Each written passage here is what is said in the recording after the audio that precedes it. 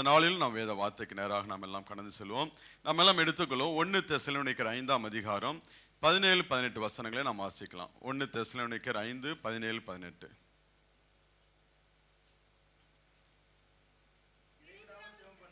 இடைவிடாமல் ஜெபம் பண்ணுங்கள், எல்லாவற்றிலேயும் ஸ்தோத்திரம் செய்யுங்கள், அப்படி செய்வதே கிறிஸ்து இயேசுவுக்குள் உங்களை குறித்து தேவனுடைய சித்தமாக இருக்கு. ஒரு விஷய கண்களை முடி இந்த வார்த்தைக்காக நாம் செபிக்கலாம். எங்களை நேசிக்கிற நல்ல தகப்பனே, பார்மையான இந்த நாளுக்காக நன்றியோடு மெத்துதிக்கமை ஆராதிக்க முடியாது கத்தனைங்க பாராட்டின கிருபைக்காக நன்றி ராஜா.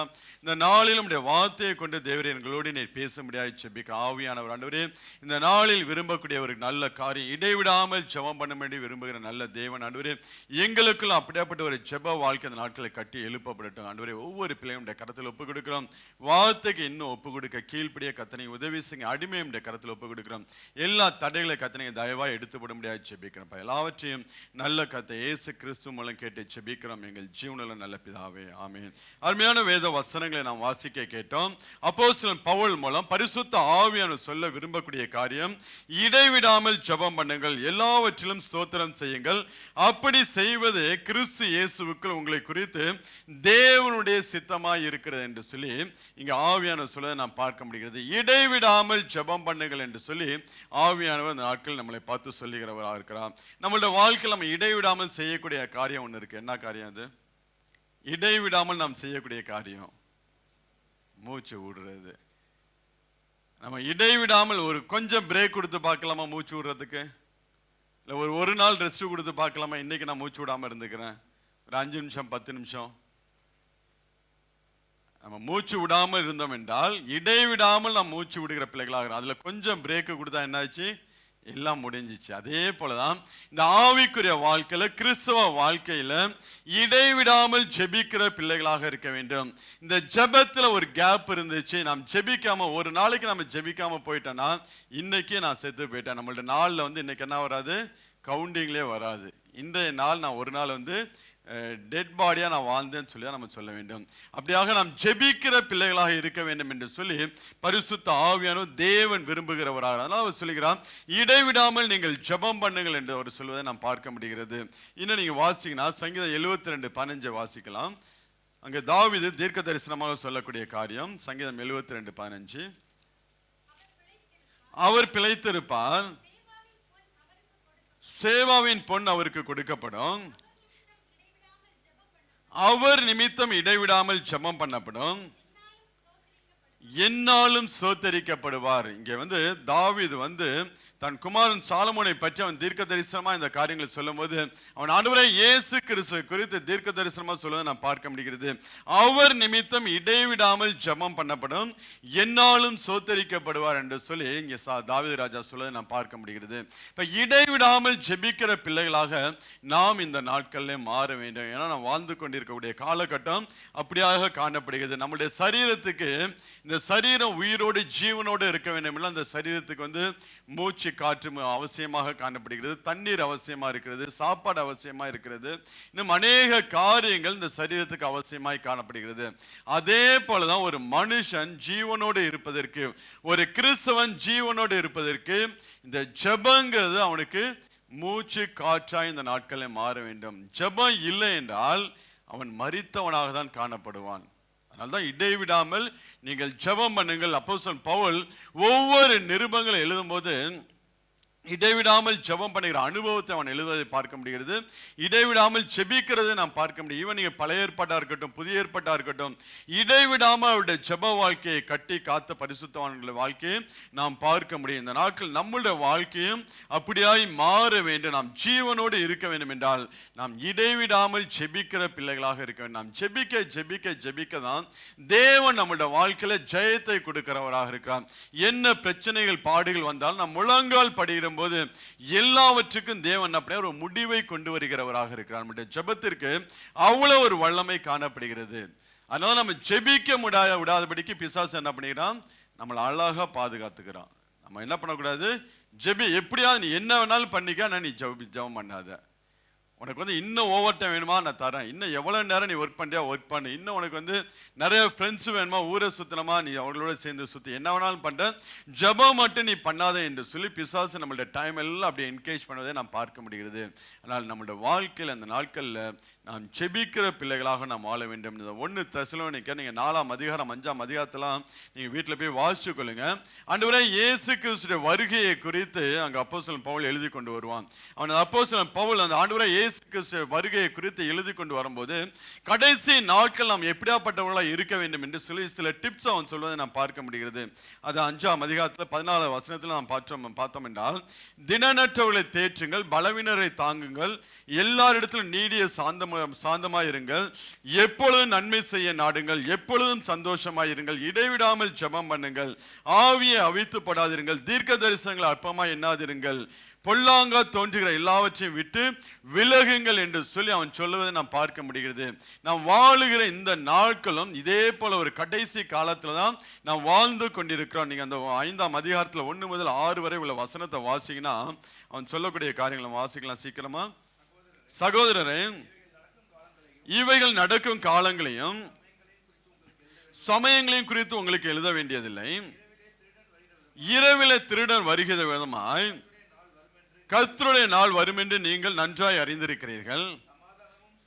சமாதானமும் சௌக்கியமும் உண்டென்று அவர்கள் சொல்லும் போது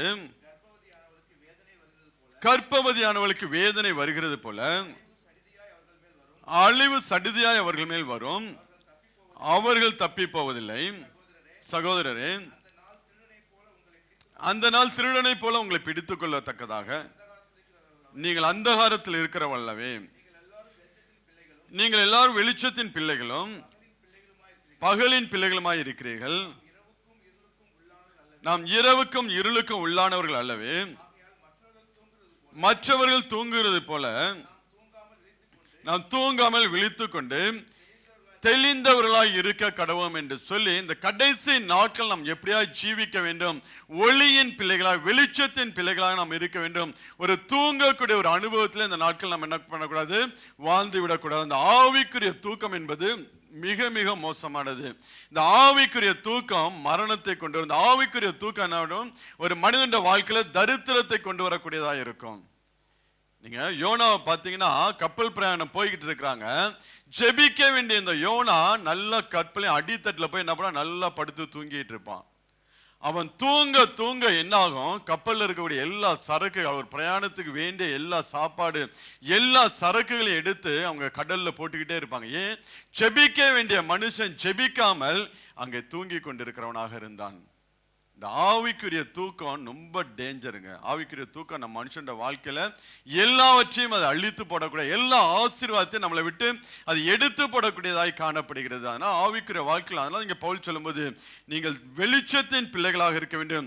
நீங்க மற்றவர்கள் தூங்குறது போல நாம் தூங்காமல் விழித்து கொண்டு தெளிந்தவர்களாய் இருக்க கடவுள் என்று சொல்லுகிறான். இப்ப ஜெபிக்கிற பிள்ளைகளோட வாழ்க்கையில தேவன் என்ன பண்ணுகிறார், ஜெயத்தை கொடுக்கிறவராக இருக்கிறார். நாம் வாழ்ந்து கொண்டிருந்த கடைசி காலத்துல ஜெபம் என்பது அதிக முக்கியமானது. இங்க சொல்லும்போது கர்த்தருடைய நாள் என்று இங்க பவுல் ஒரு வார்த்தையை சொல்லுகிறார். அந்த கர்த்தருடைய நாளை குறித்து நீங்க பார்க்க வேண்டும் என்றால் செப்பனியா 1ஆம் அதிகாரத்தை நாம் வாசிக்கலாம். 1ஆம் அதிகாரத்துல 14-15 வசனத்தை நாம் வாசிக்கலாம். செப்பனியா 1:14-15 இந்த கர்த்தருடைய நாள் எப்படியாப்பட்டதா இருக்கும் என்று சொல்லி அவன் சொல்வதை நாம் பார்க்கலாம். கர்த்தருடைய பெரிய நாள் சமீபத்திருக்கிறது, அது கிட்டி சேர்ந்து மிகவும் தீவிரித்து வருகிறது. கர்த்தருடைய நாள் என்கிற சத்தத்துக்கு பராக்கிரமசாலி முதலாய் மனம் கசந்து அலறுவான். யாரு மனம் கசந்து அலறுவானா?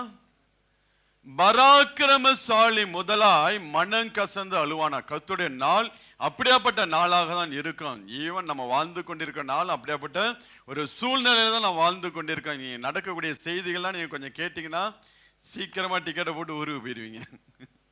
அடுத்த பிளைட் இருந்தா உடனே ஊருக்கு கிளம்பலாம் தான் சொல்லி தோணும்.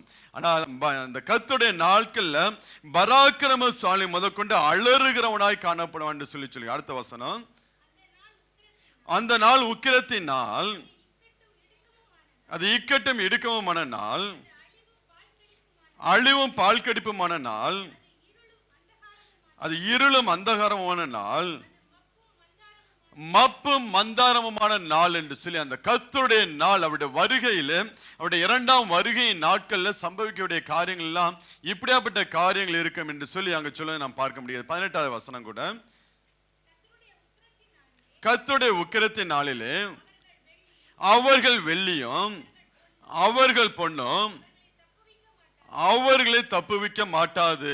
கர்த்தருடைய நாளில், அந்த உக்கிரமான நாளிலே அவளுடைய வெள்ளியும் அவளுடைய பொன்னும் அவர்களை தப்புவிக்க மாட்டாது என்று சொல்லி சொல்கிறது. நீதிமொழிகள் 10:2 நீங்க வாசிங்கன்னா வாசிக்கலாம். நீதிமொழிகள் 10:2,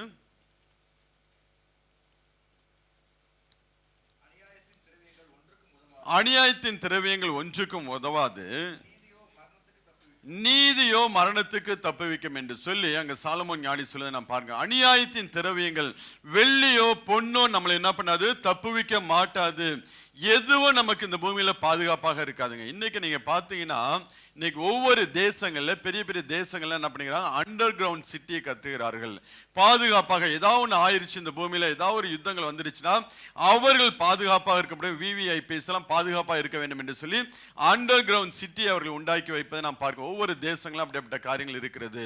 ஆனால் வேதம் சொல்லுகிறது, பொண்ணு வெள்ளி எதுவும் ஒன்று என்ன பண்ணாது, தப்புவிக்க மாட்டாது. ஆனா அதே நேரத்துல தேவனுடைய நீதியை செய்கிற பிள்ளை, அதே நேரத்துல முழங்கால் படியிட்டு ஜெபிக்கிற பிள்ளைகளை தேவன் அப்படிங்கிறார் தப்புவிக்கிறவராக இருக்கிறார். அந்த பிள்ளைகளுக்கு ஒரு சேதமும் வராதபடிக்கு தேவன் கண்ணின் மணி போல பாதுகாக்கிறவராக இருக்கிறார்.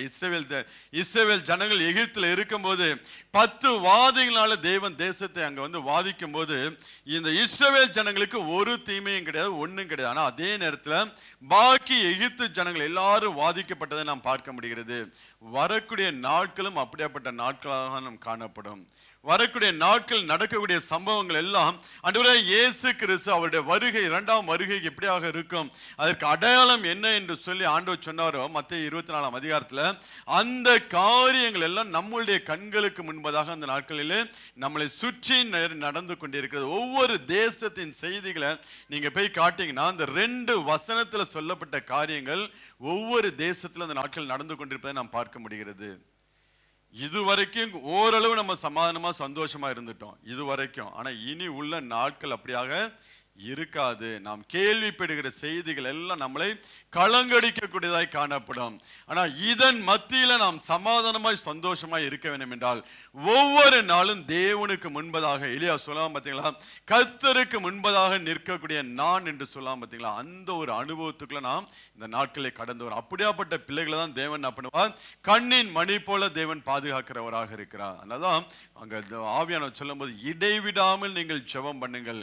ஒரு மனுஷன் இடைவிடாமல் அவன் சுவாசிக்கிறான், காற்றை சுவாசிக்கிறான், மூச்சு விடுகிறது போல இந்த நாட்களில் நாம் வந்து பயம் இல்லாமல் ஒரு சமாதானமா சந்தோஷமாய் வாழ வேண்டும் என்றால் இடைவிடாமல் ஜெபிக்கிற பிள்ளைகளாக அந்த அனுபவத்துக்குள்ள அந்த ஜெப வாழ்க்கை நம்மளுடைய வாழ்க்கையில கட்டப்பட்டால் தான் வரக்கூடிய காரியங்கள் சம்பவத்துக்கு எல்லாம் நாம் என்ன பண்ண வேண்டும், தப்புவித்து சமாதானமாய் சந்தோஷமாய் நாம் வாழ்கிற பிள்ளைகளாக இருக்க முடியும். நீங்க வாசிங்கன்னா அந்த 24ஆம் அதிகாரத்துல 6-7 வசனத்தை வாசிங்க. மத்தேயு 24:6-7.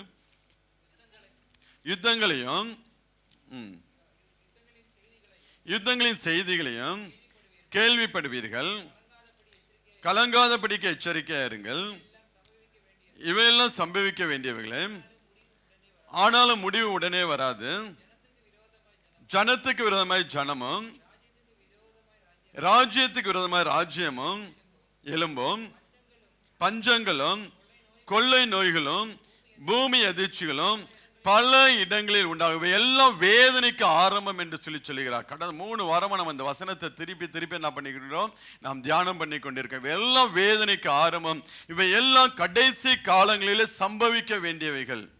இது ஒன்றும் தப்பி ஒரு வசனம் கூட மாறி போகாது, ஒரு சம்பவம் கூட வந்து என்ன பண்ணாது, நடக்காமல் போகாது. ஆனால் ஜெபிக்கிற பிள்ளைகளுக்கு தேவன் என்ன பண்ணுகிறார், இவைகள் எல்லாவற்றிலிருந்து தேவன் அவர்களை பாதுகாக்கிறார். அதாவது நீங்க உபத்திரம் வருவதற்கு முன்பதாக நீதிமான் என்ன பண்ணுவானாம், எடுத்துக்கொள்ளப்படுவானாம்.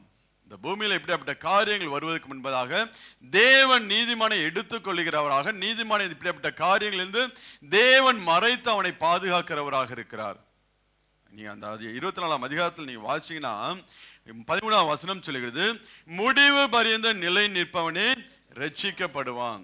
யாரால அங்க முடிவு பரியந்த நிலை நிற்க முடியும் இப்படியாப்பட்ட காரியங்கள் நடக்கும்போது? செபிக்கிற மனிதன் மாத்திரம், இடைவிடாமல் செபிக்கிறவன் மாத்திரம்தான் முடிவு பரியந்த நிலை நிற்கிறவனாக காணப்படுவான். ஏதோ அப்போ ஒரு ஜபம் இப்போ ஒரு ஜபம் 5 நிமிஷம் 10 நிமிஷம் என்று ஜெபித்தோம் என்றால் நாம் இப்படியாப்பட்ட காரியங்களுக்கு இருந்து தப்பித்து போவோம் என்பது கொஞ்சம் கஷ்டம். இனி சம்பவிக்க வேண்டிய காரியங்கள் இதெல்லாம் இப்ப நடந்து கொண்டிருக்கிறது. இதெல்லாம் நம்மளை சுற்றி அங்காங்கே நடந்து கொண்டிருக்கிறது. ஆனால் வரக்கூடிய நாட்களில் இது இன்னும் தீவிரமாக காணப்படும். ஒவ்வொரு தேசத்தை நம்ம இந்தியா தேசத்தை சுற்றி நடக்கக்கூடிய காரியங்கள், ஒவ்வொரு தேசத்தில் நடக்கக்கூடிய காரியங்கள் எல்லாம் உங்களுக்கு நன்றாய் தெரிந்திருக்கும். இது இனி வரக்கூடிய நாட்கள், ஈவன் வெஸ்டர்ன் கண்ட்ரிஸும் பார்த்தீங்கன்னா அந்த நாட்கள் அப்படியாப்பட்ட ஒரு ஜனத்துக்கு விரோதமாய் ஜனங்கள் எல்லாம் அந்த நாட்களில் உள்நாட்டு கலவரங்கள் எல்லாம் அந்த நாட்கள் அதிகமாய் வந்து கொண்டிருப்பதை நாம் பார்க்க முடிகிறது. இனி நாட்கள் வர வர வர இந்த சம்பவங்கள் அதிகமாக நடக்கும். இவை எல்லாவற்றுக்கும் நம்ம தப்பி நாம் ஒரு சமாதானமா இந்த பூமியில வாழ வேண்டும் என்றால் இடைவிடாமல் ஜெபம் பண்ணுகிற பிள்ளைகளால் மாத்திரம்தாங்க நிற்க முடியும். இடைவிடாமல் ஜெபிக்க, இல்லைன்னா நம்மளால தப்பி போக முடியாது. நீங்க பேதுருடைய வாழ்க்கையை நீங்க பாருங்களேன். பேதுரு அவங்க வாழ்க்கை ஜெப வாழ்க்கை கட்டப்படாம இருந்தபோது அவங்க வாழ்க்கையும், அதே நேரத்தில் இடைவிடாமல் ஜெபிக்கிற அனுபவத்துக்குள்ள வந்ததுக்கு அப்புறம் அவங்க வாழ்க்கையும் பார்த்தீங்கன்னா பயங்கர வித்தியாசம். ஈவன் பேதுரு ஆண்டவரோட தான் இருக்கிறான். ஆண்டவரும் சொல்லுகிறார், நீங்க சோதனைக்கு உட்படாதபடிக்கு 1 மணி நேரமாவது என்னோட கூட நீங்க விழித்திருந்து ஜெபிக்க வேண்டும் என்று சொல்லி ஆண்டவர் சொல்லுகிறார். ஆண்டவர் சொல்லிட்டு கொஞ்சம் நீங்க எல்லாம் ஜெபம் பண்ணுங்க சொல்லிட்டு அவரு தனியா போய் ஜெபம் பண்ண ஒரு இடத்துல போய் ஜெபம் பண்ணிட்டு திருப்பி பார்க்கும்போது எல்லாம் நல்லா தூங்கிட்டு இருக்காங்க. திருப்பி எழுப்பிட்டு நீங்க ஜெபம் பண்ணுங்கன்னு சொல்லிட்டு ஆண்டவர் போய் ஜெபம் பண்ணிட்டு திருப்பி பார்க்குற திருப்பி எல்லாம் நல்லா தூங்கிட்டு இருக்காங்க. நீங்கள் சோதனைக்கு உட்படாதபடிக்கு 1 மணி நேரமாவது என்னோட கூட நீங்க விழித்திருக்க கூடாதா? அந்த 26ஆம் அதிகாரத்துல அந்த சம்பவத்துல நீங்க வீட்டுல போய் வாசிச்சு கொள்ளுங்க. அங்க பேதுரு நல்ல வீர வசனம் பேசுவாங்க. நீங்க 34-35 வசனத்தை வாசினா ஆண்டவர் சொல்ல, பேதுருவே நீ என்னை 3 தரம் நீ என்னை கோழி சேவல் கூவதற்கு முன்பதாக 3 தரம் நீ என்னை மறுதலிப்பா என்று சொல்லும் போது அங்க பேதுரு சொல்லுவான், ஆண்டவரே உம்மோட கூட நான் மரிக்க நேரிட்டால் நான் மரிப்பேன ஒழிய உம்மை நான் மறுதலிக்க மாட்டேன் சொல்லி சில நிமிஷங்கள் கடந்து வந்ததுக்கு அப்புறம் ஆண்டவர் ஜெபம் கூப்பிடுறாரு. வாங்கப்பா எல்லாம் சேர்ந்து ஜெபம் பண்ணோம், 1 மணி நேரமா ஜெபம் பண்ணுங்க என்று சொல்லி எல்லாரும் கூட்டு வச்சு ஜெபம் பண்ண முடியாது, நீங்க எல்லாம் ஜெபம் பண்ணுங்க, நான் போய் ஜெபம் பண்ணு சொல்லி ஆண்டவர் தனியா போகும்போது இங்க எல்லாம் என்ன பண்றாங்க, படுத்து தூங்குறவங்களாக. நாங்களும் அப்படிதான் கூப்பிடுறோம். ஒவ்வொரு நாளும் பிரேயரை வச்சுட்டு எல்லாம் வாங்கப்பான்னு சொன்னா அந்த பேதுரு மாரி தான் எல்லாம் என்ன பண்றது, ரூம்ல படுத்து தூங்குறது. இங்க ஒரு ஜபத்தை வச்சிருக்கோம், சரி இங்கதான் வர முடியல, ஜூம்ல நான் கூட்டி சேர்க்கலாம் சொல்லி ஜூம்ல ஒரு பிரேயர் வச்சா அதுக்கும் வர்றது கிடையாது, புதன்கிழமையும் வர்றது கிடையாது, சனிக்கிழமையும் வர்றது கிடையாது. வர்றதுக்கு உங்களுக்கு சான்ஸ் கிடைச்சுன்னா வராம மட்டும் இருந்துடாதீங்க. உங்களுக்கு டியூட்டி இருக்குன்னா நோ ப்ராப்ளம், அது ஆண்டவருக்கு நல்லா தெரியும். நீங்க டியூட்டிக்கு போனா அது நம்ம நோ எக்ஸ்கியூஸ். அதனால டியூட்டி இல்லாத நேரத்தில் உங்களால ஜபத்துக்கு வர முடியும். எங்க சபையில ஒரு ஜபம் இருந்து நீங்க வீட்டுல படுத்து தூங்குனீங்கன்னா உங்க தூக்கத்துல பிசாசு தான் வருவான். தேவையில்லாத கெட்ட கனவை கொண்டு போய், ஏன்னா ஒரு கூட்டம் உட்காந்து ஜெபம் பண்ணிட்டு இருக்கு, உங்களுக்காண்டி ஜெபம் பண்ணிட்டு இருக்கும் போது உங்க வாழ்க்கையில இருக்கக்கூடிய பிரச்சனைக்காண்டி ஒரு கூட்டம் ஜெபம் பண்ணி நீ பாட்டு ரூம்ல படுத்து தூங்குனா பிசாசு பார்ப்பான், இதுதான் எனக்கு நல்ல நேரம் சொல்லி அவன் தேவையில்லாத போட்டு நம்ம மண்டை என்ன பண்ணிருப்பான், குழப்பிட்டு இருப்பான். ஆண்டவர் அப்படிதான் இந்த சபையை கூட்டி சபையை கட்டி வச்சு ஊழியக்காரன் கூப்பிடும் போது ஆண்டவர் வாங்கப்பா 1 மணி நேரமாவது என் கூட நீ ஜெபம் பண்ணு, வரக்கூடிய காலகட்டம் ரொம்ப மோசமானது, எல்லாம் நீங்க மறுதலிச்சு என்னை விட்டு செதறி ஓடிடுவீங்கப்பா, அதனால என்னோட சேர்ந்து ஜெபம் பண்ணுங்கன்னா எல்லாம் படுத்து தூங்குனாங்க. ஆண்டவர் சொன்னபடியே பேதுருவும் மறுதலிக்கிறான். பார்த்த எல்லா சீஷரும் என்ன பண்ணாங்க, ஒருத்தன் கூட சிலுவைட்ட கிடையவே கிடையாது. யோவானை தவிர வேற யாரும் சிலுவை வரைக்கும் வரவே இல்லை, எங்க போனாங்கன்னே தெரியாது. காரணம் என்னவென்றால் ஜெபம் இல்லாத ஒரு வாழ்க்கை. நல்ல வீர வசனம் பேசலாம், பேதுரு பேசுன மாதிரி நல்ல வீர வசனம், ஆண்டவருக்கான அதை பண்ணுவேன் இதை பண்ணுவேன் அப்படி பண்ணுவேங்கிறது பேச்சோட தான் இருக்கும், காரியத்துல ஒண்ணுமே இருக்கவே இருக்காது. நாம் ஜெபிக்கிற பிள்ளைகளாக இருந்தோம் என்றால் தேவன் நம்மளுடைய வாழ்க்கையில் என்ன பண்ணுவார், அவர் நம்மளை கொண்டு பெரிய காரியங்கள். அதே நீங்க பேதுருடைய வாழ்க்கையை பாருங்க. ஆண்டவரே இயேசு கிறிஸ்து மரித்து உயிரோடு எழுந்து பரமேறி போனதுக்கு அப்புறம் அவங்க ஜெப வாழ்க்கை கட்டி எழுப்பப்பட்டதுக்கு அப்புறம் அந்த பேதுரு மரணம், அதாவது அப்ப சொல்ல ஆண்டவரே உம்மோட கூட நான் மரிக்க நேரிட்டால் நான் மரிப்பேன்னு சொன்ன வார்த்தை எப்ப நிறைவேறுனுச்சு, என்னைக்கு அவன் ஜெப வீரனாய் மாற்றப்பட்டானோ அன்னைக்கு அவன் வாழ்க்கையில் அந்த சம்பவம் நடக்கக்கூடியதாய் காணப்படுகிறது. இப்ப ஜெபம் ரொம்ப ரொம்ப முக்கியங்க. நம்ம ஜெபம் இன்னைக்கு நம்மளுடைய உயிர் நாடியாய் உயிர் துடிப்பாய் மாற வேண்டும். நம்ம எப்படி நம்ம சுவாசிக்கக்கூடிய காற்று இல்லைன்னா நம்ம எப்படி மரித்து போவோமோ அதே போலதான் நம்மளுடைய சுவாச காற்றாக இன்னைக்கு நம்மளோட வாழ்க்கையில ஜெபங்கிறது நம்மளோட வாழ்க்கையில கலக்க வேண்டும். அப்படி இருந்தாதான் வரக்கூடிய காலங்களில் நடக்கக்கூடிய சம்பவங்களுக்கு நாம் எல்லாம் தப்பித்து கொள்ள முடியும். அதனால ஜெப வாழ்க்கையை கட்டி நீங்க எழுப்புங்க. அதுக்கப்புறம் பேதுடைய ஜெப வாழ்க்கையை பாருங்க. அப்போஸ்தலர் 3:1 வாசிங்களேன். அப்போஸ்தலர் 3:1 ஜெப வேலையாகிய 9ஆம் மணி நேரத்தில் பேதுரும் யோவானும் தேவாலயத்துக்கு போய் அங்கே ஜெபிக்கும்படி அவர்கள் கடந்து போற ஜெப வேலைக்கு சபையில ஒரு ஜெப நேரம் இருக்கு அப்படின்னா உடனே பேதுரும் யோவானும் சீஷர்கள் என்ன பண்ணுகிறார்கள், அங்கே கூடி அவர்கள் ஜெபிப்பதை நாம் பார்க்க முடிகிறது. இன்னும் நீங்க அப்போஸ்தலர் 1ஆம் அதிகாரத்தில் நீங்க பாத்தீங்கன்னா 120 பேர் என்ன பண்ணுவாங்க, அவர்கள் ஒன்று கூடி ஜெபத்துல நம்ம வேண்டுதலும் அவர்கள் காத்திருந்தார்கள், தரித்திருந்தார்கள் என்று சொல்லி நாம் பார்க்க முடியும். 1ஆம் அதிகாரம் 14 வசனத்தை வாசிங்க. அப்போஸ்தலர் 1:14 அங்கே இவர்கள் எல்லாரும் ஸ்திரீகளோடும் இயேசுவின் தாயாகிய மரியாளோடும் அவருடைய சகோதரரோடு கூட ஒருமனப்பட்டு ஜெபத்திலும் வேண்டுதலிலும் தரித்திருந்த எங்கெல்லாம் சான்ஸ் கிடைக்குதோ அங்கெல்லாம் கூடி கூடி ஜெபிக்கக்கூடியவர்களாய் அங்க அப்போஸ்தலர்கள் மாற்றப்பட்டார்கள்.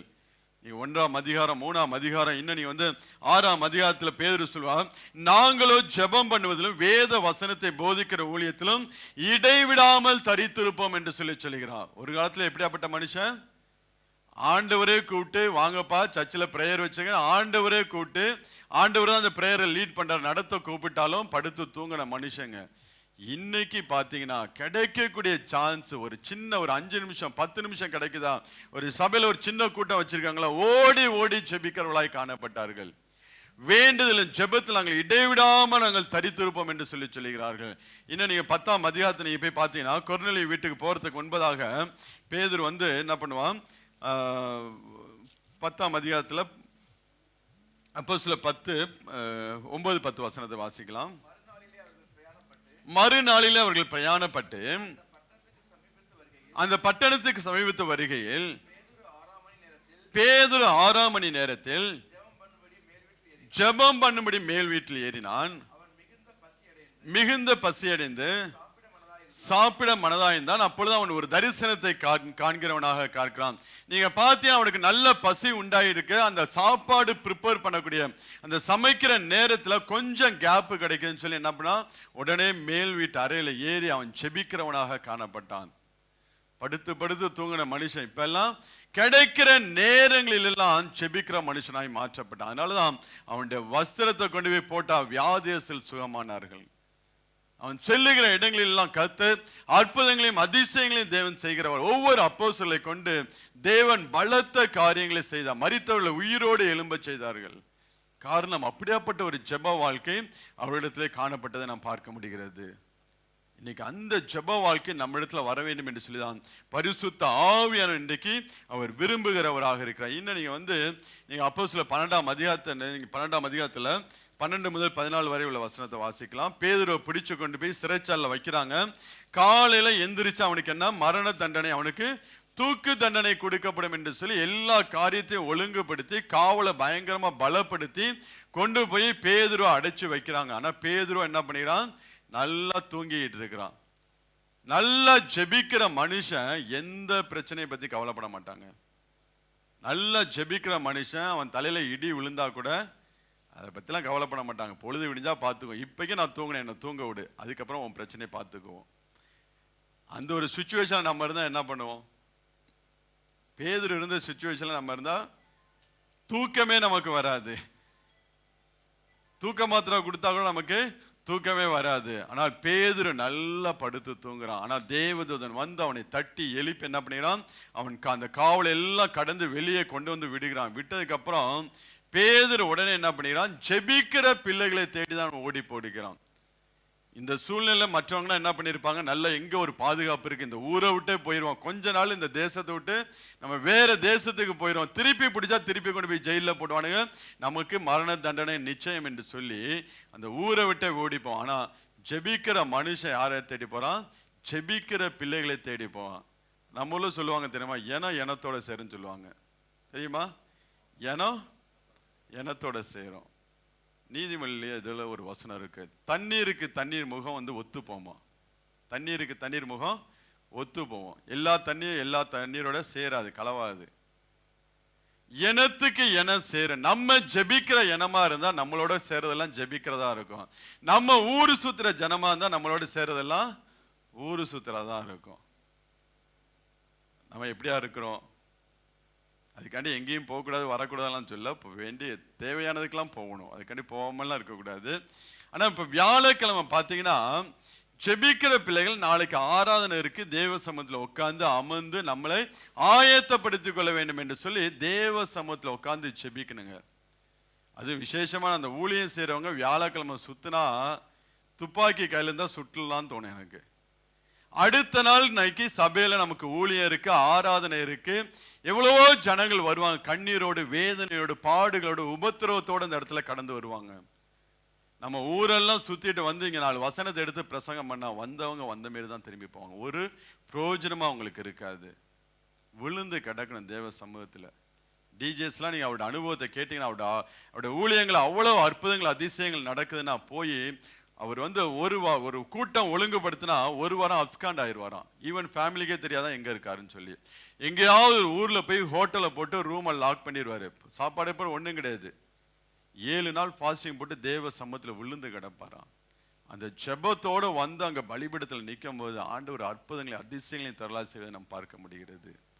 இப்போ ஜெபிக்கிற பிள்ளைகளோட வாழ்க்கையில கர்த்தர் பெரிய காரியம். இப்போ தேவ பிள்ளைகளாகிய நாம வெள்ளிக்கிழமை நமக்கு ஆராதனை இருக்குன்னா வியாழக்கிழமை எல்லா காரியத்தையும் ஒழுங்குபடுத்திட்டு நல்லா போய் தேவ சமூகத்தில் 1 மணி நேரம் 2 மணி நேரம் உட்காந்து நாம் ஜெபிக்கிறவளாக இருக்கேன். ஆண்டவரே நான் ஆராதனைக்கு போறேன், என் வாழ்க்கையில் இப்படியாப்பட்ட காரியங்கள் இருக்கு, இப்படியாப்பட்ட பிரச்சனைகள் இருக்கு, எனக்கு ஒரு காரியத்தை நீங்க செய்யுங்க, ஒரு அற்புதத்தை செய்யுங்க, என்னை ஆசீர்வதிங்க. ஆராதனைக்கு போகும்போது நான் ஆசீர்வாதத்தை பெற்றுக்கொண்டு நான் திருப்பி வர வேண்டும் என்று சொல்லி ராத்திரி முழுவதும் விழுந்து கிடந்து ஜெபிக்கிறவளாக. நீங்க ஒரு ஜெபத்தோட வந்து நீங்க ஆராதனைக்கு வந்து அட்டன் பண்ணி பாருங்க.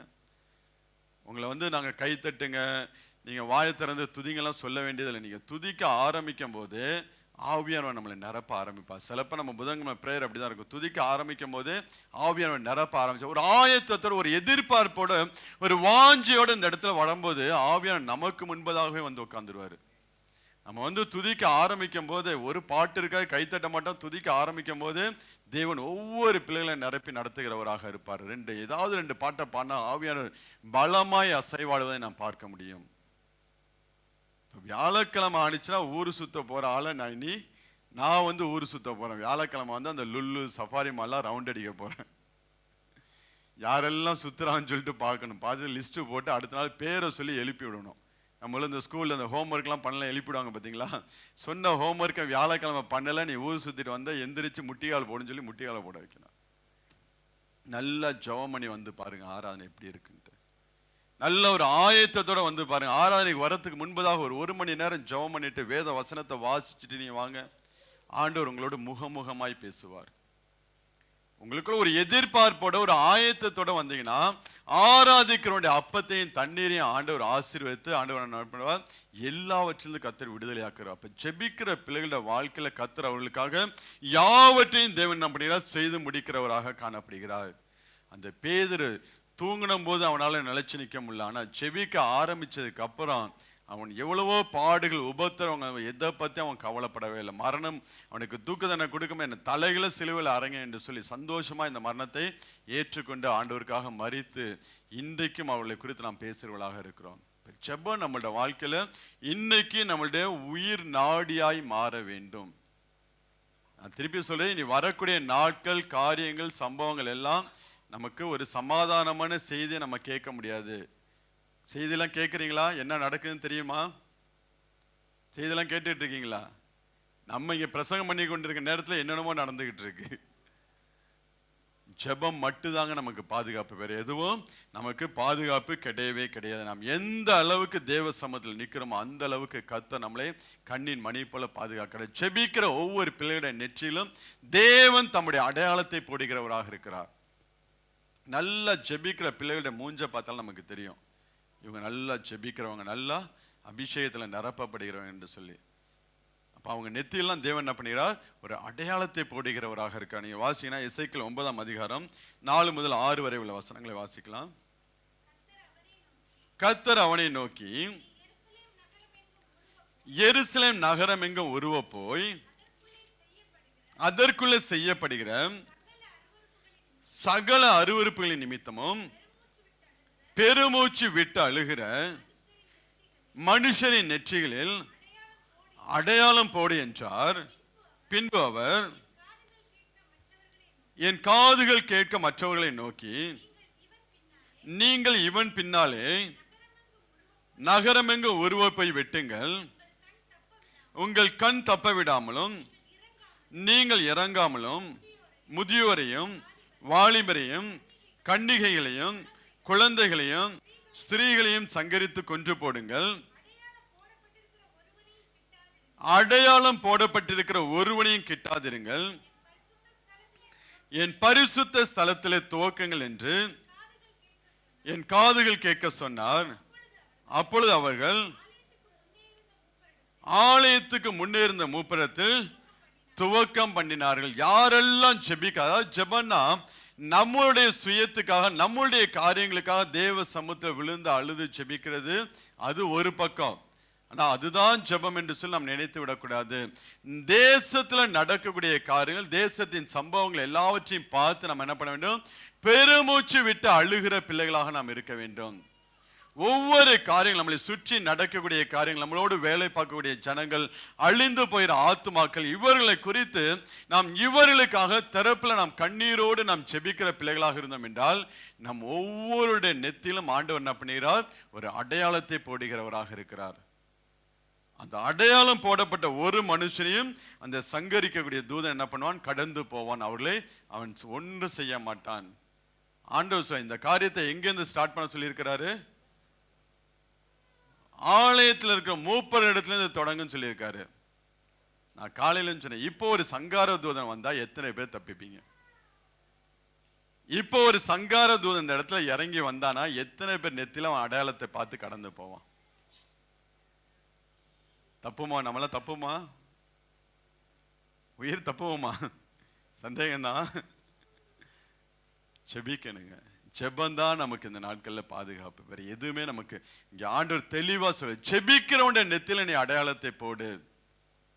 அந்த சம்பவங்கள் நடக்கும் போது, கர்த்தருடைய அந்த உக்கிரத்தின் நாள், கர்த்தருடைய பெரிய நாளில், பயங்கரமான நாளில் சங்காரத்தோடு நெற்றியில அடையாளம் பட்ட ஒவ்வொரு பிள்ளைகளும் அவன் கடந்து போகிறான். அவளுக்கு எந்த ஒரு சேதமும் எந்த ஒரு பாதிப்பும் கிடையாது. நியூக்ளியர் பாம் போட்டா கூட அவனுக்கு பாதிப்பு இருக்காது. என்ன பிரச்சனை என்ன நடந்தாலும், என்ன கொள்ளை நோய் வந்தாலும் அந்த வாழ்க்கையில ஒரு பிரச்சனையும் இல்லாதபடிக்கு கர்த்தர் கண்ணின் மணி போல பாதுகாக்கிறவர் இருக்கிறார். யாருக்கு என்றால் அவருக்கு முன்பதாக ஒவ்வொரு நாளும் நிற்கிற பிள்ளைகளுக்கு, ஜெபத்துல நிலைத்து நிற்கக்கூடிய பிள்ளைகளோட வாழ்க்கையில கர்த்தர் அப்படிப்பட்ட காரியங்களை தேவன் செய்கிறவராக இருக்கிறார். எந்த மனிதன் ஜெபிக்கிறவனாக காணப்படுகிறானோ அந்த மனிதனிடத்துலதான் தேவன் முடிவு, அதாவது ஒரு பிரச்சனைக்கு முடிவு குறித்து அந்த மனிதத்துல தேவன் சொல்லுகிறவராக இருக்கிறார். ஒரு சொல்யூஷன், ஒரு ப்ராப்ளம், ஒரு நம்மளுடைய வாழ்க்கையில் ஒரு ப்ராப்ளம் வந்துச்சுன்னா நீங்க நல்லா ஜெபிக்கிற பிள்ளைகள் இருந்தால் அந்த ப்ராப்ளத்துல நீங்க எப்படி வெளியே வர வேண்டும், என்ன பண்ண வேண்டும் என்று சொல்லி தேவன் உங்களிடத்துல வந்து சொல்லுகிறவராக இருப்பார். நீங்க பாத்தீங்கன்னா எரேமியாவோட வாழ்க்கை நாம் வாசிக்கலாம். புலம்பல் 3ஆம் அதிகாரம் 50-51 வசனங்களை வாசிங்க. என் கண் இடைவிடாமல் ஓய்வின்றி சொரிகிறது, நகரத்துடைய குமாரத்திகளின் அனைவரின் நிமித்தமும் என் கண் என் ஆத்மாவுக்கு நோவு உண்டாக்குறது என்று சொல்லுகிறார். என் கண் இடைவிடாமல் ஓய்வின்றி சொரிகிறது. அவன் கண்ணீர் சிந்தி அந்த நகரத்தில் நடக்கக்கூடிய காரியங்கள், அந்த ஜனங்கள் எவ்வளவாய் தேவனை விட்டு தூரம் போனார்கள், அது நிமித்தம் பாபிலோன் வந்து அந்த தேசத்தை ஜனங்கள் எல்லாம் சிறைப்பிடித்து போனக்கூடிய காரியங்கள் எல்லாம் பார்த்து எரேமியா அழுது புலம்புகிறவனாக இருக்கிறான். ஐயோ, நீங்க 4ஆம் அதிகாரத்தை வாசிங்கன்னா 4ஆம் அதிகாரத்தை 1-2 வசனத்தை வாசிக்கலாம். ஐயோ, பொன் மங்கி பசும்பொன் மாறி பரிசுத்த ஸ்தலத்தின் கற்கள் சகல வீதிகளின் முனையிலும் கொட்டுண்டு போயிற்றோ. ஐயோ, தங்கத்துக்கு ஒப்பான விலையேற பெற்ற சீயோன் குமாரர் குயவனுடைய கை வேலையான மண்பாண்டங்களா எண்ணப்படுகிறார்கள் என்று சொல்லி அந்த ஜனங்களுடைய காரியங்கள், அந்த ஜனங்களுடைய வாழ்க்கை எல்லாவற்றையும் பார்த்து இங்க எரேமியா அழுகிறவனாக காணப்படும். அழுது அவன் செபிக்கிறவனா, நதியளவு நீ கண்ணீர் விடு, இரவும் பகல நீ சும்மா இராத என்று சொல்லி அவன் சொல்வதை நாம் பார்க்க முடியும். 2ஆம் அதிகாரத்தில் வாசினா இந்த புலம்பல் 2ஆம் அதிகாரம் 18-19 வசனத்தை வாசிங்க. ஆண்டவரை நோக்கி கூப்பிடுகிறது, சீயோன் குமாரத்தின் மதிலே இரவும் பகலும் நதியளவு கண்ணீர் விடு, ஓய்ந்திராது, உன் கண்ணின் கருப்பு விழி சும்மா இருக்க ஒட்டாது, எழுந்திரு, ராத்திரியில முதல் சாமத்திலே கூப்பிடு, ஆண்டவருடைய சமூகத்தில் உன் இருதயத்தை தண்ணீரை போல ஊற்றிவிடு,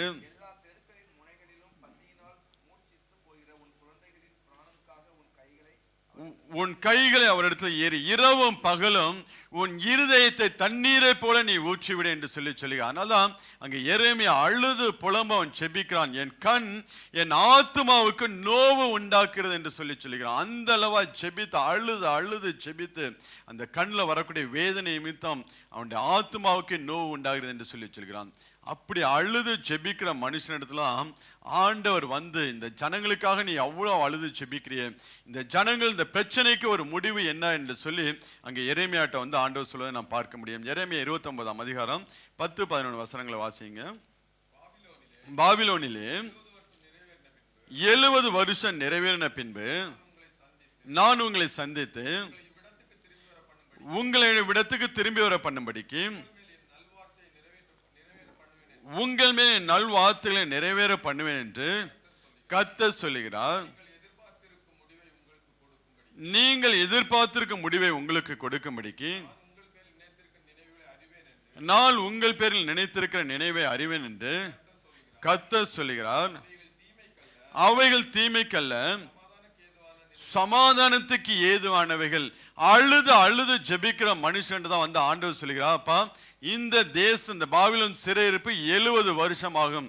70 வருஷத்துக்கு அப்புறம் மீண்டும் இந்த ஜனங்கள் நான் இஸ்ரவேல் தேசத்தில் கொண்டு வந்து நாட்டுவேன். நான் நன்மைக்கல்ல தீமைக்கல்ல, நன்மைக்கு ஏதுவானவை இந்த ஜனங்களுடைய வாழ்க்கையில செய்வேன் என்று சொல்லி எந்த மனுஷன் ஜெபிக்கிறவனாய் காணப்பட்டானோ அந்த மனுஷன்ட்ட வந்து இந்த பிரச்சனைக்கு உண்டான முடிவை தேவன் அங்கு சொல்லுகிறவராக இருக்கிறார்.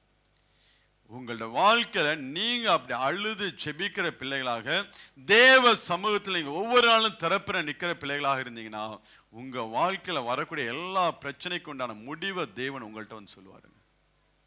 நீங்க எந்த காரியத்துக்காக அழுது புலம்புறீர்களோ, இல்ல உங்க குடும்பத்துடைய சூழ்நிலைகள், உங்க பிள்ளைகளுடைய எதிர்காலங்களை குறித்து நீங்க அழுது புலம்புகிற பிள்ளைகளாக இருந்தீர்கள்டா, அந்த பிள்ளைக்கு உண்டான, அந்த குடும்பத்துக்கு உண்டான காரியம் என்ன, இது எப்படியாய் முடியும் என்று சொல்லி உங்களிடத்துல வந்து ஆண்டவர் முதலாவது உங்கள்கிட்ட தான் சொல்லுவார்.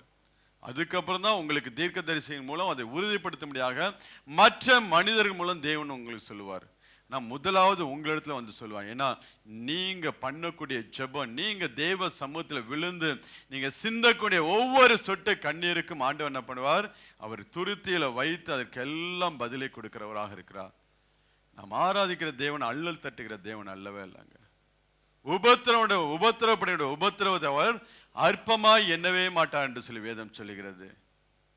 அந்த உபத்திரவத்தின் பாதையில் அவர் கடந்து போக தன்னையும் ஒப்பு கொடுத்த ஒரு தேவன். அவர் நமக்காக அந்த கல்வாரி சிலுவையில தன்னையே ஒப்பு கொடுத்த ஆண்டவராய் இயேசு கிறிஸ்து, அந்த கல்வாரி சிலுவையில எல்லாவற்றையும் செய்து முடித்த தேவன். அந்த வேதனையோடு நாம் அவர் சமூகத்தில் போயிருந்து நாம் செபிக்கும் போது நம்மளுடைய பிரச்சனைக்கு உண்டான முடிவை தேவன் நம்ம இடத்துல வந்து சொல்லுவார். அதனால அங்கே ஆவியான சொல்ல, இடைவிடாமல் நீங்க ஜெபம் பண்ணுங்க. நீ வரக்கூடிய நாட்கள் எல்லாம் பொல்லாத காலங்கள், கடைசி காலங்களில் என்னென்ன சம்பவிக்கும் என்று சொல்லி நீங்க 1 கொரிந்தியர் 6ஆம் அதிகாரம் நினைக்க அதில் போய் வாசிங்கன்னா பவுல் லிஸ்ட் போட்டு சொல்லுவாங்க என்னென்ன காரியங்கள் சம்பவிக்கும் என்று சொல்லி. நாம் அப்படியாப்பட்ட ஒரு காலத்துக்குள்ளே நாம் கடந்து போகிறவர்களாக நாம் இருந்து கொண்டிருக்கிறோம். அப்ப ஜெபிக்கிறவனுடைய பிள்ளைகளை, ஜெபிக்கிறோட வாழ்க்கை தான் தேவன் கண்ணின் மணி போல பாதுகாக்கிறவராக இருக்கிறார். ஜெபம் இல்லைன்னா ஒரு பாதுகாப்பு இல்லைங்க. அது மட்டும் நீங்க நல்லா புரிஞ்சு, உங்க வாழ்க்கையில அனுதின ஜெபம் இல்லாமல் போயிருச்சுன்னா உங்களுக்கு சரி, உங்க குடும்பத்துக்கு சரி, நீங்க இருக்கக்கூடிய தேசத்துக்கும் எந்த ஒரு பாதுகாப்பு கிடையாது. அனுதினம் தேவ சமூகத்தில் செபிக்கிற பிள்ளைகளா இருந்தா உங்கள் நிமித்தம் தேவன் முழு குடும்பத்தை பாதுகாக்கிற. ஒருவேளை நீங்க ரட்சிக்கப்பட்டிருக்கலாம், மற்றவர்கள் ரட்சிக்கப்படாமல் இருக்கலாம். உங்கள் நிமித்தம் தேவன் இந்த குடும்பத்தை தன்னுடைய செட்டையின் மறைவில் வைத்து தேவன் பாதுகாக்கிறவராக இருப்பார்.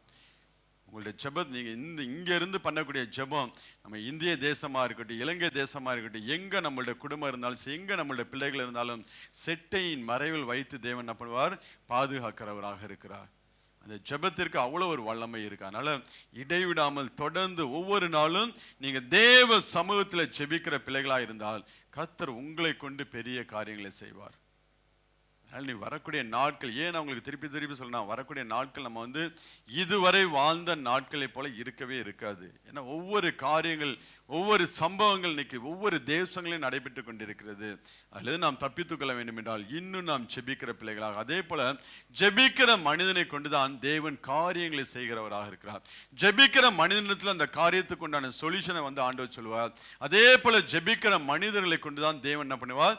காரியத்தை நிறைவேற்றுகிறவராக இருக்கிறார். இந்த 70 வருஷம் செல்லும் என்று சொல்லி எரேமியாட்ட சொன்ன காரியத்தை தேவன் தானியேலுக்கு வெளிப்படுத்துவார்.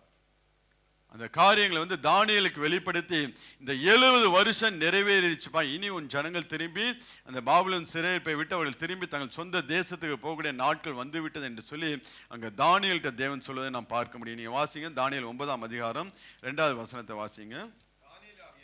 தானியேலாகிய நான் எருசலேமின் பால் கடிப்புகள் நிறைவேறி தீர 70 வருஷம் செல்லும் என்று கர்த்தர் எரேமியா தீர்க்கதரிசனம் சொல்லிய வருஷங்களின் தொகையை புஸ்தகங்களால் அறிந்து கொண்டு, எந்த மனுஷன் ஜெபிக்கிறவனாய் காணப்படுகிறானோ அந்த மனுஷனை கொண்டுதான் தேவன் காரியங்களை செய்கிறவராக இருக்கிறார். நீங்க ஜெபிக்கிற பிள்ளைகளாக இருந்தீர்களா, தேவன் உங்களை கொண்டு ஒவ்வொரு காரியத்தை தேவன் செய்கிறவராக இருப்பார். உங்களை கொண்டு உங்கள் குடும்பத்துக்கு உண்டான எல்லா காரியங்களும் தேவன் செய்கிறவராக இருப்பார். உங்களை கொண்டு தேசத்துக்கு உண்டான காரியங்கள், உங்களை கொண்டு சபைக்கு உண்டான காரியங்களை தேவன் செய்கிறவராக இருப்பார். இந்த தானியேல் என்ன தடைகள் வந்தாலும், அவன் ஜெபத்திற்கு என்ன தடைகள் வந்தாலும் ஒரு நாளும் அதை வந்து நிறுத்தவே மாட்டான். இடைவிடாமல் ஜெபிக்கக்கூடிய அனுபவம் உள்ள மனுஷன் தான் தானியேல் தீர்க்கதரிசி. அதனால்தான் அந்த தீர்க்க தரிசன வசனம் அவன் கண்களில் படுகிறது. தேவன் சொன்ன இந்த எரேமியாட்ட சொன்ன 70 வருஷம் அந்த பால் கடிப்பு கடந்து போகும் என்று சொல்லி, இந்த நாட்கள் நிறைவேறக்கூடிய நாட்கள் என்று சொல்லி அதை அவன் வாசிக்கும் போது அறிந்து கொண்டான். அது ஆண்டவர் அவனுடைய கண்களை திறக்கிறார். நம்ம ஒவ்வொரு நாளும் நம்ம வேத வசனத்தை வாசிக்கிறோம், ஒவ்வொரு நாளும் நம்ம பைபிள் படிக்கிறோம். நல்ல ஜெபத்தோட நீங்கள் பைபிள் படிப்பதற்கும் ஜெபம் இல்லாமல் பைபிள் படிப்பதற்கும் ரொம்ப வித்தியாசம் இருக்கு. நல்ல ஜெபத்தோட நீங்க பைபிள் படிச்சீங்கன்னா தேவன் உங்களோட பேச ஆரம்பிப்பார். ஒரு வசனத்தை விட்டு நம்ம வந்து அடுத்த வசனத்துக்கு போக முடியாது, ஒரு அதிகாரத்தை விட்டு நம்மளால அடுத்த அதிகாரத்துக்கு போக, தேவன் பேச ஆரம்பிப்பாருங்க. நல்ல ஜெபிக்கிற பிள்ளைகளோட வாழ்க்கையில நீங்க வேதத்தை வாசிக்க வாசிக்க வாசிக்க ஆண்டவர் அழகா அப்படியே ஸ்கிரீன் போட்டு உங்களுக்கு முன்பதாக காரியங்களை சொல்லி கொடுத்து கொண்டே இருப்பார். நல்ல ஜெபத்தோட, அந்த ஜெபத்தோட படிக்கிற மனுஷனுடைய கண்கள் திறக்கப்படுகிறது. எரேமியா தீர்க்கதரிசி மூலம் சொன்ன வார்த்தை அவன் கண்களில் படுகிறது. அவன் உணர்வடைகிறான். அந்த ஜெபிக்கிற மனுஷன் அதை வாசித்ததுக்கு அப்புறம் பின்ன அவன் என்ன பண்ணுறான்? நான் உபவாசம் பண்ணி, 3வது வசனத்தை வாசித்தோம் என்றால், நான் உபவாசம் பண்ணி இருட்டிலும் சாம்பலிலும் உட்கார்ந்து தேவனாகிய ஆண்டவரை ஜெபத்தினாலும் விண்ணப்பினாலும் தேட என் முகத்தை அவருக்கு நேராக்கி தன் வாழ்க்கையில் தன்னுடைய பாவங்கள், இஸ்ரவேல் ஜனங்களுடைய பாவங்கள் எல்லாம் சொல்லி அவன் ஜெபிக்கிறவனாக காணப்படுகிறான். அந்த ஜனங்கள் மீண்டும் அந்த சிறையிருப்பை விட்டு போகும்படியாக தானியேலை கொண்டு தேவன் தீர்க்க தரிசனங்கள் சொல்லி அந்த ஜனங்களை அவன் புறப்பட போவதற்கு தானியேலின் தேவன் எடுத்து பயன்படுத்துகிறவராக இருந்தார். ஜெபிக்கிற மனுஷனை கொண்டு தேவன் அப்படிங்கிறார் காரியங்களை செய்கிறவராக இருக்க. நீங்க ஜெபிக்கிற பிள்ளைகளா இருந்தால் உங்களை கொண்டு தேவன் காரியங்களை நிறைவேற்றுகிறவராக இருப்பார். அதுதான் ஆவியான இடைவிடாமல் ஜெபம் பண்ணுங்கள் என்று சொல்லி அவர் சொல்லுகிறார். இடைவிடாமல் ஜெபிக்க ஜெபிக்க ஜெபிக்க எந்த அஸ்திபாரமாக இருந்தாலும், எந்த பிரச்சனையா இருந்தாலும் அது நடுங்கி, அது கலைந்து போகும், உடைந்து போகுங்க. நீங்க பவுலும் சீலாவும் கொண்டு போய் நல்லா அடிச்சு, பகல்லாம் அவங்க ஊழியம் செஞ்சு பிடிச்சி நல்லா அவங்களை அடிச்சு கொண்டு போய் தொழுமரத்துல கட்டி வைக்கிறாங்க. நடு ராத்திரி, நல்ல சரீரத்துல பலவீனம், தூங்கக்கூடிய நேரம். ஆனா அந்த அவர்கள் 2 பவுலும் சீலாவும் தூங்காம அவங்க ஜெபிக்க ஆரம்பிக்கும் போது சிறைச்சாலையின் அஸ்திபாரங்கள் எல்லாம் அசைந்தன என்று சொல்லி வேதம் சொல்லுகிறது. இவங்க 2 பேருடைய கட்டுகள் கலண்டு போக வேண்டும் என்று சொல்லி ஆண்டவர் சிறைச்சாலையின் அஸ்திபாரங்களை அசைக்கிறவராக இருந்தார். அந்த ஜனங்களோடு கூட இருந்த எல்லாருடைய கட்டுகளும் கலண்டு போயின. நீங்க இடைவிடாமல் ஜெபிக்கிற பிள்ளைகளாக இருந்தீர்கள் என்றால் உங்க குடும்பத்துல காணப்படக்கூடிய எல்லாருடைய கட்டுகள் உங்களுடைய ஜெபத்தை கொண்டு தேவன் உடைப்பார். அது எப்பேற்பட்ட அஸ்திபாரம் போடப்பட்ட மனுஷனாக இருக்கட்டும், எப்பேற்பட்ட பாரம்பரியத்தை உடைய மனுஷனாக இருந்தும் தேவன் அசைப்பாருங்க. உங்க ஜெபத்துக்கு அவ்வளவு வல்லமை இருக்கு. நீங்க இடைவிடாமல் ஜெபிக்கிற பிள்ளைகளாக இருந்தீர்கள் என்றால் உங்க ஜெபத்தை கேட்டு தேவன் எல்லாவற்றையும் எல்லா கட்டுகளிலிருந்து தேவன் என்ன பண்ணுவார்? விடுதலை ஆக்குறவராக இருக்கா. நீங்க நெகேமியாவுடைய புஸ்தகத்தை நீங்க வாசிங்கன்னா நெகேமியா 1ஆம் அதிகாரம் 11ஆம் வசனத்தை நாம் வாசிக்கலாம். ஆண்டவரே, உமது அடியாரின் ஜெபத்தையும்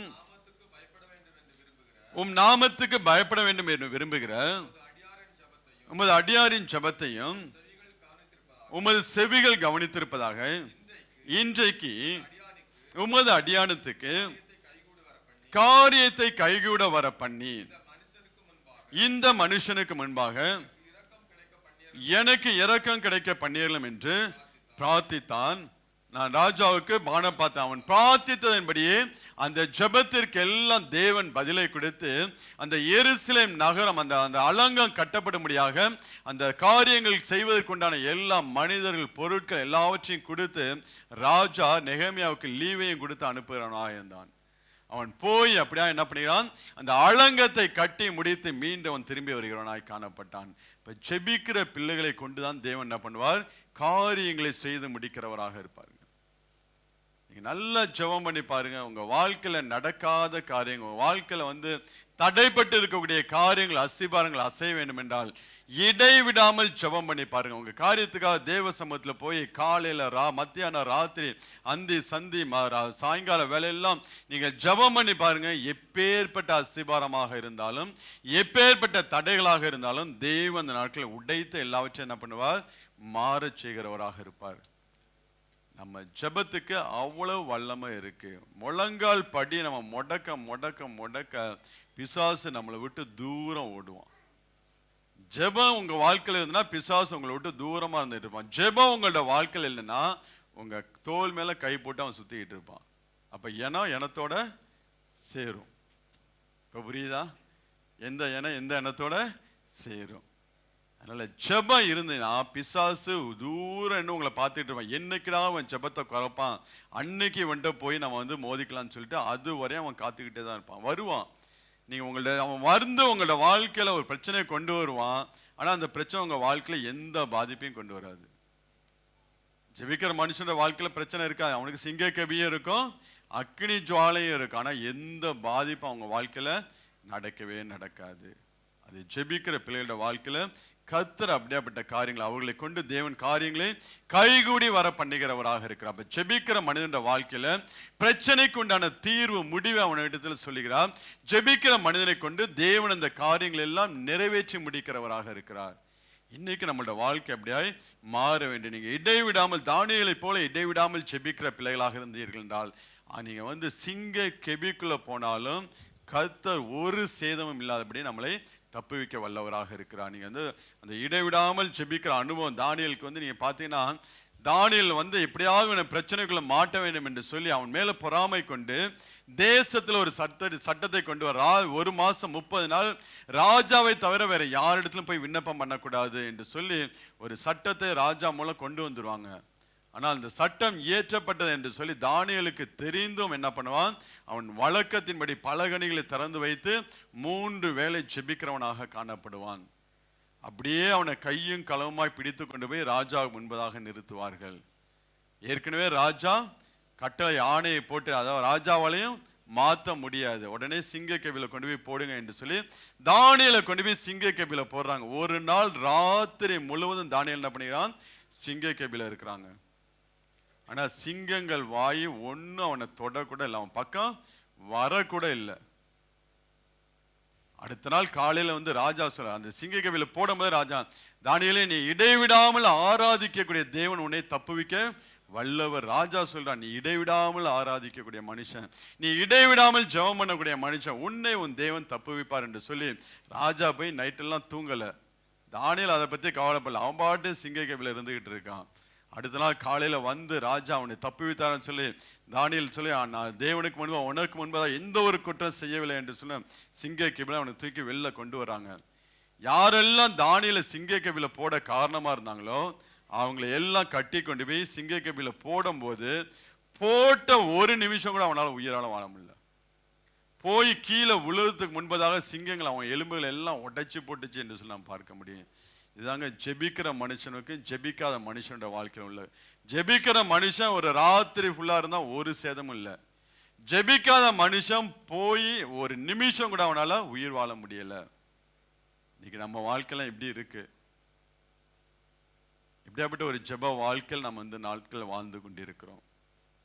இன்னும் ஜெபிக்கணும். இன்னும் நம்மளுடைய ஜெப வாழ்க்கை கட்டி எழுப்பப்பட வேண்டும். பிரச்சனைகளை பார்த்து வாழ்க்கையில் இப்படி இருக்கு, அப்படி இருக்கு, இந்த தடைகள் இருக்கு, இந்த பிரச்சனை இருக்கு, எதுவுமே வாழ்க்கையில சரியில்லை என்று சொல்லி அழுகுறதுல ஒரு புண்ணியம் கிடையாது.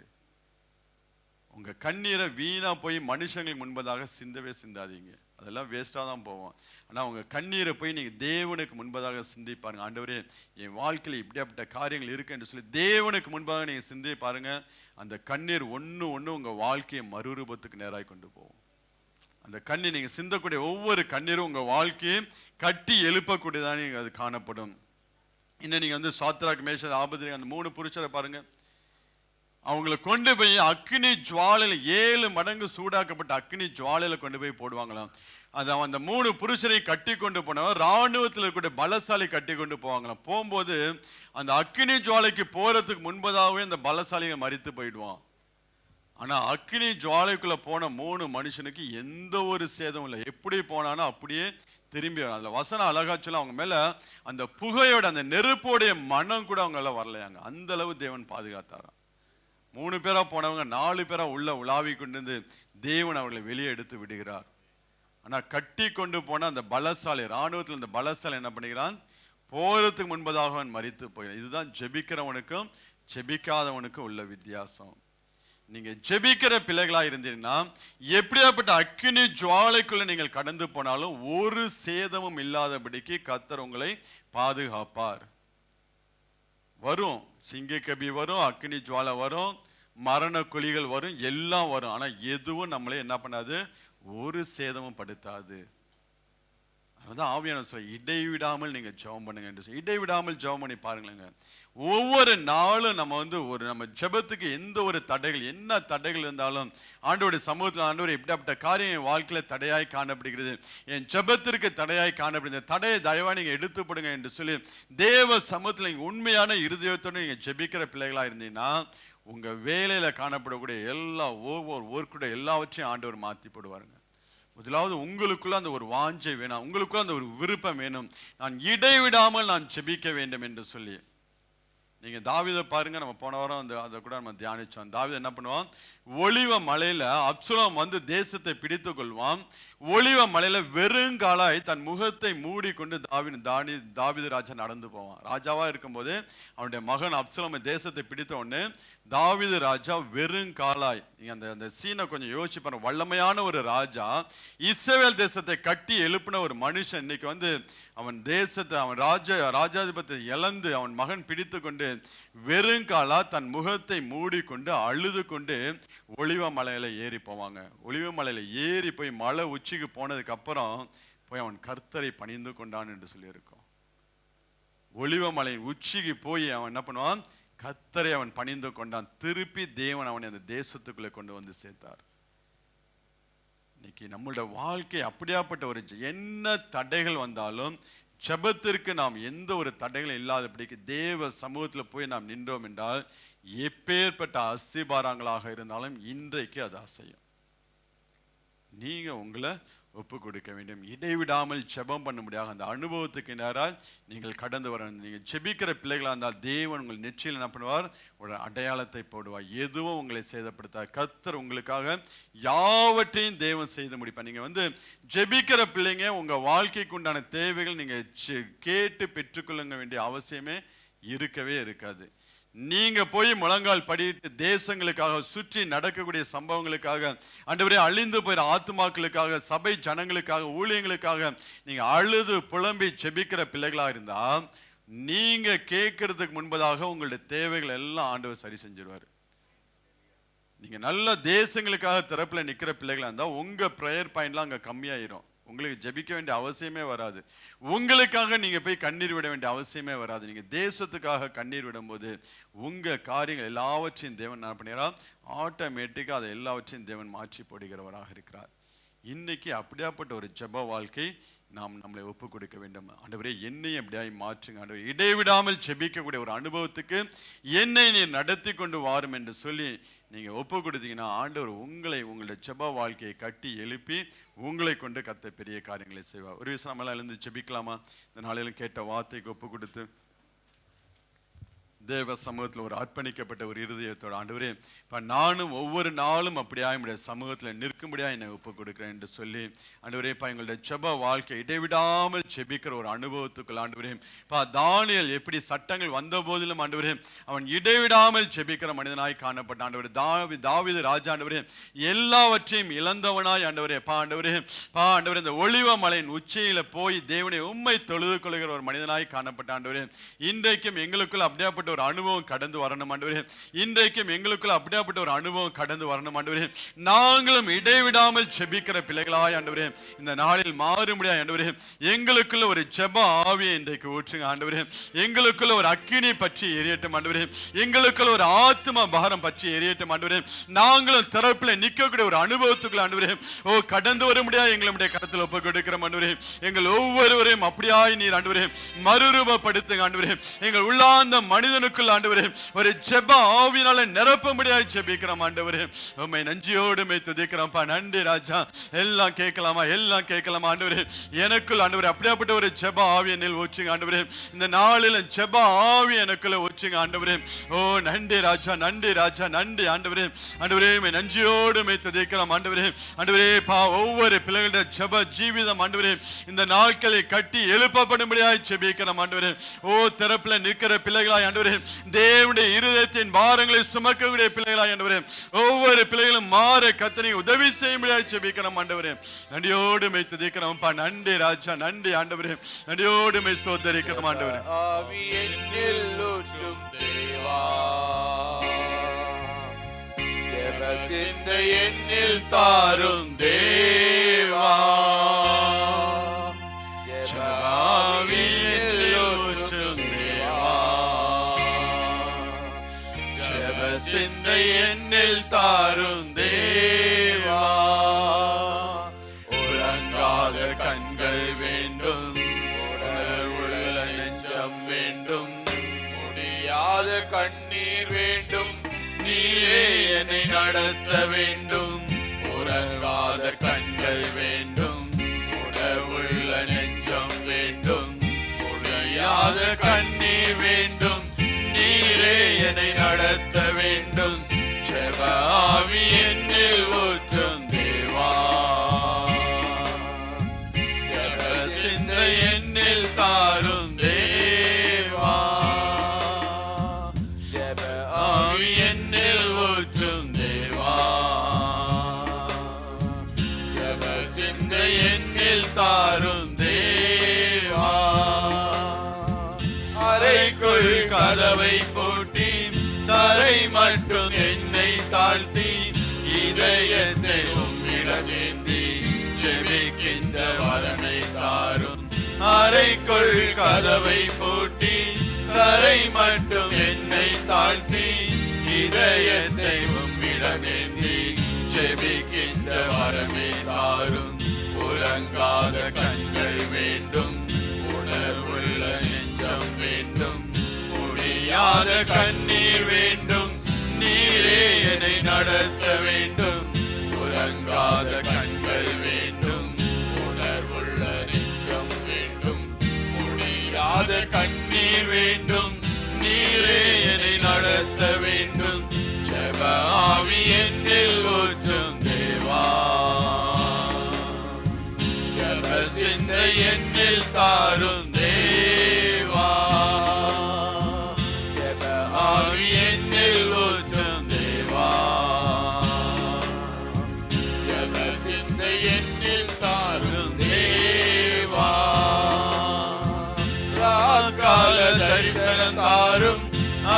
அதிகாலை விழிப்பை தாரும், ஆத்தும பாரம் தாரும், திறப்பிலை நிற்கவும் வேண்டும். ராக்கால தரிசனம் தாரும், அதிகாலை விழிப்பை தாரும், ஆத்தும பாரம் தாரும், திறப்பிலை நிற்கவும் வேண்டும். உறங்காத கண்கள் வேண்டும், உணர்வுள்ள நெஞ்சம் வேண்டும், முடியாத கண்ணீர் வேண்டும், நீரே என்னை நடத்த வேண்டும். உறங்காத கண்கள் வேண்டும், உணர்வுள்ள நெஞ்சம் வேண்டும், முடியாத கண்ணீர் வேண்டும், நீரே என்னை நடத்த வேண்டும். ஜெப ஆவி என்னில் ஊற்றும் தேவா, ஜெப சிந்தை என்னில் தாரும் தேவா, ஜெப ஆவி என்னில் ஊற்றும் தேவா, ஜெப சிந்தை என்னில் தாரும் தேவா. நன்றி ஆண்டவரே, நன்றியோடு மெய் துதிக்கிறோம் ஆண்டவரே. இந்த நாளிலும் கேட்ட வார்த்தைக்கு எங்களுடைய கருத்தில் ஒப்பு கொடுக்கிறோம் ஆண்டவரே. ஒரு ஜெப ஆவி எங்களை பற்றி பிடிக்கட்டும் ஆண்டவரே. ஆண்டவரே, எரேமியா சொல்வது போல ஆண்டவரே, இடைவிடாமல் என் கண் ஆண்டவரே கண்ணீரினால் ஆண்டவரே சொரிகிறது என்று சொல்லுகிறேன் ஆண்டவரே. என் கண் ஆண்டவரே விடுகிற கண்ணீர் நிமித்தம் ஆண்டவரே என் ஆத்துமாக்களில் வேதனை உண்டாயிற்று என்று சொல்லுகிறேன் ஆண்டவரே. இந்த நாட்களில் எங்களுடைய ஜெப வாழ்க்கை அப்படியாய் மாறட்டும் ஆண்டவரே. இடைவிடாமல் ஜெபிக்கிற பிள்ளைகளாய் மாற ஆண்டவரே எங்களுடைய கரத்தில் ஒப்பு கொடுக்கிறோம். ஒவ்வொரு பிள்ளைகளையும் சபை ஜனங்களையும் ஆண்டவரே நம்முடைய கரத்தில் வைத்து ஜெபிக்கிறோம் ஆண்டவரே. இடைவிடாமல் ஜெபிக்க முடியாது ஆண்டவரே. எல்லா அஸ்திபாரங்களையும் நிர்மலமாக்க முடியாது. இந்த நாளில் நம்முடைய பிள்ளைகளுடைய வாழ்க்கையை எடுத்து நீ கட்டி வைக்க முடியாது ஜெபிக்கிறோம். அந்த யாவரையும் நம்முடைய கரத்தில் ஒப்பு கொடுக்கிறோம். எல்லாவற்றையும் நல்ல கர்த்தர் இயேசு கிறிஸ்து மூலம் கேட்டு ஜெபிக்கிறோம் எங்கள் ஜீவனில் நல்ல பிதாவே, ஆமென். என் ஆத்மாவே கர்த்தரை ஸ்தோத்திரி, என் முழுவதுமே அவருடைய பரிசுத்த நாமத்தை ஸ்தோத்திரி. என் ஆத்மாவே கர்த்தரை ஸ்தோத்திரி, அவர் செய்த சகல உபகாரங்களை ஒருபோதும் மறவாதே, ஆமென். கர்த்தராகிய இயேசு கிறிஸ்து கிருபையும் பிதாவாகிய தேவனுடைய அன்பு பரிசுத்த ஆவியின் அந்யோன்ய ஐக்கியம் இன்றும் என்றும் நம் அனைவரோடு கூட இருப்பதாக, ஆமென். ஹல்லேலூயா, ஹல்லேலூயா, ஹல்லேலூயா.